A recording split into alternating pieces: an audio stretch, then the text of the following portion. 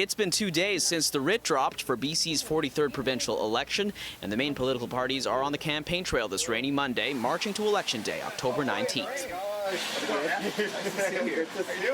Good. Starting with the BC NDP, leader David Eby did a photo op and discussion on healthcare at a breakfast table, making promises to expand healthcare services, including empowering pharmacists to give tests and medicine for things like strep throat and UTIs. We'll provide additional support for British Columbians not to have to go to a drop-in clinic lined up or to an emergency room, and instead be able to go to their local pharmacy.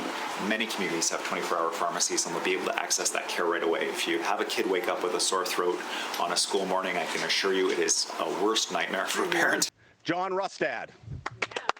Meanwhile, BC Conservative Party leader John Rustad was in Surrey, promising to dole out a $3,000 tax deduction per month for renters and mortgage holders, and he says if elected, his government will examine the NDP's budgets to make space for the rebate. Surrey has been struggling to keep up with healthcare demand, and when asked about his regrets on being vaccinated for COVID-19 after the BC NDP released a video of him online speaking about vaccines, Rustad didn't answer directly, but underlined affordability as what people are really concerned about. Clearly, in my opinion, what needs to be done in this province is we need to make sure that our healthcare system is good, that it's available. One of the things that bothered me the most about Dr. Bonnie Henry is the fact that she would not let our unvaccinated nurses and doctors back into the system. I think that was a horrendous problem, especially when we got ER closures and problems with healthcare.